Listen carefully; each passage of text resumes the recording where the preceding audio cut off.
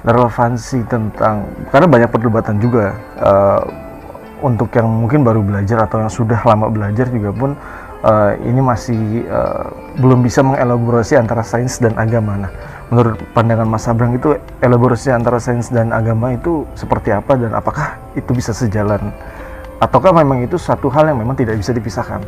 Mungkin kalau ngomong sederhana bisa jadi pendek aja ya. Sains ya, agama mereka punya tujuan masing-masing. Agama menjawab why kita hidup, sains menjawab how kita hidup. Kan misalnya bisa sederhana itu aja. Kadang-kadang saya kalau ngomong agak komprehensif, agak kompleks, itu dikatakan wah barang sederhana kok dibikin kompleks. Tapi maksud saya agar kita juga waspada terus pada pemahaman kita. Jangan-jangan ada bata yang salah loh dalam pemahaman kita, kan gitu. Nah, saya pengen ngambil angle itu pada pertanyaan antara sains dan agama. Mau tidak mau saya berangkat pada gini, awal dari hal yang tidak bisa kita deny, hal yang tidak bisa kita tolak, yaitu namanya fisik. Fisik itu pengalaman yang tidak bisa kita tolak. Mau agama mau apa, mau sains seperti apa, kalau lapar pengen makan, kalau haus pengen minum, kalau dikejar anjing, kalau dikejar singa lari, mau dikit itu nggak bisa kita tolak. Oke, kita mulai dari situ bahwa semua manusia itu paling nggak senang takut, paling nggak senang terancam. Terancam karena itu berhubungan dengan survival, dengan dirinya. Semua ancaman itu dijadikan satu dengan ancaman. Bahkan itu masuk ke setiap hari gini misalnya. Kalau kamu diteriakin, woi, agak marah nggak? Kenapa? Kalau diteriakin orang marah, karena pada memori DNA, pada memori badan kita, teriakan itu digunakan untuk mewarning ketika ada bahaya. Jadi ketika kita diteriakin tanpa sadar, kita dianggap sebagai sesuatu yang bahaya. Kita disamakan sama ular, kita disamakan sama anjing, makanya kita marah. Walaupun nggak tahu sebabnya marah, tapi kalau diteriakin kan ngapain sih? Langsung kesel gitu loh. Kan sebabnya itu karena kita disamakan dengan ancaman. Manusia kan pengen hidup, survive, sehingga dia pengen bisa punya prediksi tentang sekitarnya. Kalau kita tidak bisa memprediksi tentang sekitarnya, kita tidak bisa ngukur resiko. Jadi pengetahuan sekitar itu jadi fundamental untuk manusia karena hubungannya dengan survival. Oke. Untuk memahami sekitar, kemudian kita ingin bangun model dunia. Tanpa ada model di kepala, kita tidak bisa memprediksi yang di luar. Kemudian modelnya, kita nggak paham sama angin, modelnya dibikin ada dewa angin loh, yang gitu, karena pengen memahami itu aja, sehingga dia pengen merespon gini. Oke, kalau anginnya pengen gede, tak kipasin menyam misalnya gitu. Apakah itu salah? Nanti dulu ngomong salah benernya.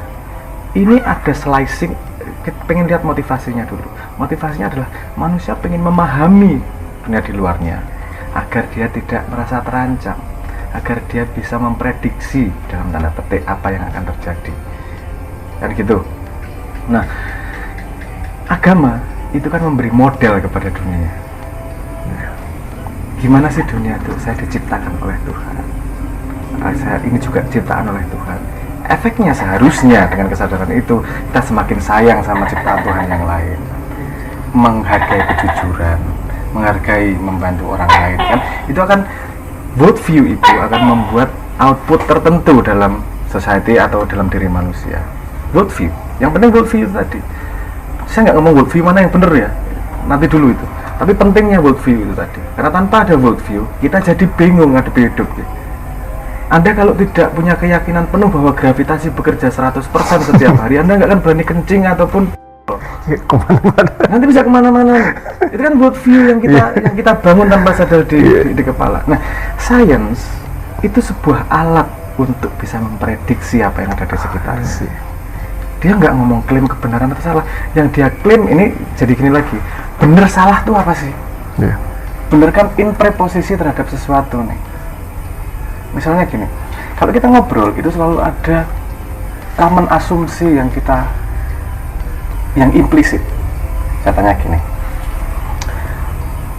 menurut Islam makan babi itu baik atau buruk? Buruk. Ini datang dari asumsi bersama bahwa kita dua-duanya pengen ke surga. Kayak kita ngomongin tuh. Iya benar. Ya kan? Kalau saya ngomong eksplisit, saya pengennya ke neraka. Makan babi itu baik sesuai tujuannya, kan gitu. Nah, jangan lupa bahwa kita ngobrol, itu kita punya asumsi, punya common knowledge, implicit common knowledge-nya itu. Nah, saya mau membawa ke sains lagi, kepada bukti itu tadi. Nah, kalau ngomong bukti, itu pasti harus ada kriteria. Kenapa tidak bisa ditabrakkan sains sama agama? Karena kriteria ngomong buktinya berbeda nih. Ya kalau ngomong bukti, orang ngomong bukti itu enak ya. Ya buktinya mana itu terbukti. Misalnya ngomongnya gini, buktikan adanya Tuhan. Ini ada pohon, ini ada buktinya Tuhan. Loh, dia pakai preposisi bukti di agama, bukan preposisi bukti di sains. Makanya orang sains juga terima. Apa buktinya? Kan gitu. Itu bukan bukti. Nah, kita ngomong bukti itu parameternya implisit terus. Jadi kalau ribut sains sama agama, kita nggak setuju pada kriteria pembuktian, terus pada nggak setuju dua-duanya. Nah, ini dua bangunan yang berbeda ya. Dan dia punya fungsi yang berbeda ya. Kebenaran yang dipedulikan oleh sains itu adalah keberhasilan memprediksi Allah, bukan kebenaran kenyataan Tuhan dan akhirat. Sains nggak punya tools apa-apa untuk akhirat. Dia nggak bisa eksperimen akhirat. Orang setelah mati selesai sains tuh, nggak punya hipotesis apa-apa. Apakah dia buruk? Nggak juga. Bahwa dia tidak punya hipotesis itu bukan berarti buruk juga. Dia sangat berguna. Saya mengatakan berkali-kali, sains itu sangat berguna. Kenapa? Karena dia membuat kita bisa memprediksi sesuatu. Efeknya bisa memprediksi sesuatu walaupun tidak 100% benar. Artinya kita tidak harus mencoba segitu banyak untuk hasil yang kita harapkan. Contoh ya, saya agak belok sedikit. Contoh sederhana. Dulu kalau mau bikin katana, pedang, bakarnya itu belajarnya bisa 6 tahun, karena harus menyamakan warnanya sama matahari. Presisi ya waktunya. Ketika ada derajat Celcius, nggak usah belajar. Pokoknya 260 derajat Celcius sudah jadi, taruhnya aja, udah 260 selesai. Kita bisa memprediksi, kita bisa memformulasi model dunia dengan efektif. Hidupnya jadi lebih efektif. Seharusnya kalau mau dikawinkan, karena hidup kita memenuhi kebutuhan sehari-hari efektif dan cepat, waktu sisanya untuk menemukan Tuhan. Harusnya kan gitu. Tapi kan kita terdorong juga ketika waktunya sudah banyak, kita bikin requirement berbeda. Kita bikin masalah lagi. Masalah makan, minum, mandi udah gak ada masalah. Kita bikin masalah pulsa, kita bikin masalah merek HP, kita bikin masalah motor atau mobil kan gitu. Waktunya kosongnya tidak digunakan untuk memahami sesuatu yang tidak bisa di reach oleh sains. Ini komplementer menurut saya. Ketika saintis percobaan gagalnya berapa kali? Bisa ratusan kali. Orang yang istiqomah sama Tuhan, dia akan bisa mencoba percobaan lebih banyak daripada orang yang punya kebiasaan sama Tuhan. Aku bukan menemukan sesuatu ini. Urusannya aku pengen kenal ciptaan Tuhan. Yang gimana tuh ini? Jadi eksperimennya ibadah. Pengen kenal Tuhan kok, nggak ada kata gagal. Sampai mati pun nggak gagal. Wong mencari Tuhan terus kok intinya. Komplementer. Kalau dia memegang agama dengan matang, agama dan sains akan sangat saling menguatkan. Akan sangat saling membantu. Karena biasanya sains itu untuk project, agama itu untuk area. Agama gini maksudnya, ya, agak belok sedikit ya, ngomong project atau area. Project itu sesuatu yang kita punya garis finishnya, menyelesaikan skripsi, liburan, project tuh kapan dan kapan selesainya. Biasanya kita mengerjakan sesuatu sampai projectnya selesai, setelah itu tidak dikerjakan. Kalau area itu yang kita lakukan terus-menerus untuk memaintain hidup. Olahraga, kan kita nggak ngomong nanti umur 30 tahun saya sudah selesai olahraganya, sudah selesai projectnya, nggak juga sampai mati gitu. Olahraga maksudnya menjaga kesehatan sampai mati. Agama kan sifatnya gitu, kamu ibadah sampai kapan? Sampai mati. Bukan project gitu. Itu memang way untuk maintain life, untuk maintain mental, untuk maintain istiqomah, untuk maintain kualitas manusianya. Semakin bagus kualitas manusianya, semakin di bawah project, hasil projectnya akan semakin baik, semakin sehat orang. Mengerjakan project itu semakin tidak terganggu, semakin fokus, semakin dia kekuatannya lebih lah, wong sehat kok. Apalagi mentalnya sehat, pandangan dunianya matang, mengerjakan apapun jadi lebih efektif. Jadi gini, kalau menurut saya, kalau agamanya memang benar, dalam tanda petik, merasuk dalam dirinya agamanya benar, dia akan menjadi unggul di bidang apapun. Ya. Problemnya adalah kita seringnya entah siapa ya, entah yang ngajarin, entah premisnya. Ini kan banyak yang menjanjikan surga, menjanjikan pahala dan seterusnya, bukan milik dia tapi dia janjikan. Banyak lah, nggak perlu ngomong. Banyak seperti itu yang menjanjikan yang bukan miliknya. Itu kadang-kadang janjinya kan kelebihan. Udah kamu sholat tiap hari nanti masuk PNS. Jadi kemudian agama dianggap sebagai cheat code untuk sukses dalam hidup. Kamu seperti menuntut kamu olahraga tiap hari nanti pasti masuk skripsimu cepat selesai. Kan nggak ada hubungannya. Nggak relevan ya. Nggak relevan, tapi itu beda ya. Bahwa kamu olahraga setiap hari membuatmu sehat, itu membuatmu bikin skripsi fokus. jadi lebih fokus. Bahwa kamu megang agama beneran, outputnya pada project, pada kamu mengerjakan apa-apa jadi lebih efektif dan lebih akurat. Karena orang yang megang agama beneran pasti motifnya beda mengerjakan sesuatu. Aku pengen buka Tuhan, pengen membantu sebanyak mungkin manusia, pengen amalannya, itu motif-motif yang tidak bisa, yang ditanam oleh agama nih. Kualitas manusia yang matang di situ, di dunia manapun, modern dan seterusnya, itu dia akan jadi manusia yang unggul. Agama tidak ditabrakkan di situ, layernya beda.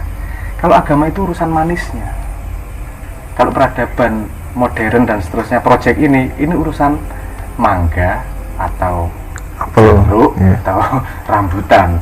Manisnya agama, manisnya mau di buah manapun manis, nggak usah khawatir. Jadi nggak perlu manis atau mangga, idiot. Mangga, maksudnya ya. Jadi jangan ditabrakkan tuh sains sama agama. Dan jangan lupa memotret agama itu dari ajarannya, bukan dari personalnya. Memotret sains dari konsepnya, bukan dari orangnya. Bahwa ada orang sains yang menabrak agama, orang agama yang menabrak sains, ada. Saya nggak mengatakan tidak ya, tapi kalau melihat premis dasarnya, itu yang salah bukan ajarannya. Misalnya orangnya aja. Ngapain kamu sains nabrak agama? Dan ngapain agama nyalah-nyalahin sains? Wong dia buka ciptaan Tuhan kok. Dia membuat model Tuhan yang bisa dipahami manusia. Itu segaris sama manusia pengen mengenal Tuhan, mandan an-mana arfa nafsahu. Biasanya, mungkin bisa salah ya, biasanya yang saya kenal itu orang yang menabrakkan adalah orang-orang yang setengah belajar sains atau setengah belajar agama. Kalau sudah matang belajar di semua sisi, pasti menghargai yang lain. Karena nggak make sense buat orang sains itu nabrak agama. Karena agama memberi preposisi yang sains tidak bisa mencapai. Kalau sains curious, pasti dia pengen tahu agama lah. Dan kalau agama pengen mengenal ciptaan Tuhan, ada alat yang namanya sains, ya pastinya dipakai lah. Dia ngelihatnya bukan urusan debat kebenaran kok, urusannya alat untuk membuka pola yang ciptaan Tuhan. Sains kan urusannya itu aja. Bahwa ada yang mengklaim ini benar atau salahnya, lihat orangnya. Personal ya. Personal. Seperti orang Islam kan nggak terima kalau kita dipotret seperti ISIS semua. Islam itu seperti apa? Itu lihat ISIS tuh Islam tidak beres. Loh, yang salah orangnya ya. bukan ajarannya, bukan Islamnya. Begitulah juga sama sains. Kalau orang beragama, jangan disalahin orangnya, lihat preposisi sainsnya. Untuk bisa itu belajar filsafat ilmu. Kalau kamu benar-benar pengen tahu, belajar filsafat ilmu, belajar sejarah sainsnya, belajar bagaimana preposisi mereka dan seterusnya, agar kamu punya pendapat langsung, bukan dengar-dengar. Orang sains juga seperti itu. Ngelihat agama, jangan pakai parameter sains dong. Kalau mau ngelihat bangunan ilmu dalam agama, baliknya ke Quran. Kenapa syahadat duluan? Karena itu aksioma dari agama. Kalau kamu sudah percaya sama Tuhan, percaya sama Muhammad, Kanjeng Nabi Muhammad, efeknya kebenaran dalam Quran tidak bisa dibantah. Yang diolah adalah pemahamanmu terhadap kebenaran itu, bukan, tapi asumsi bahwa itu benar itu sudah selesai. Bukan berarti kamu paham kebenarannya itu benar. Kita nggak, kalau aksioma kan gitu. Aksioma itu kebenaran yang kita percayai tanpa kita perlu bukti. Pada semua bangunan ilmu itu pasti dasarnya aksioma. Sains juga gitu, dasarnya pasti ada aksiomanya. exclusion of the middle misalnya, Yeah. yang dipakai di science. Kalau ada percobaan atau ada ini, benar atau salah gitu kan? Nggak ada setengah salah. No? Ya bener salah. Bener salah. Iya. Tapi kan setengah salah ada sebenarnya.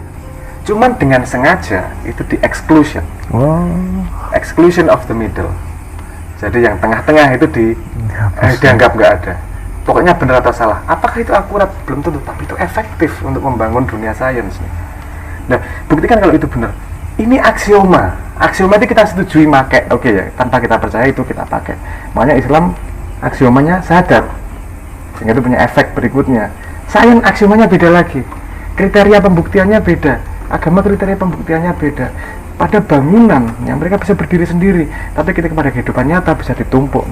Karena agama membangun manusianya, sains membangun pemahaman terhadap ciptaan Tuhan di luar kita. Mau dikawinin atau mau ditabrakin, sayang kalau ditabrakin menurut saya.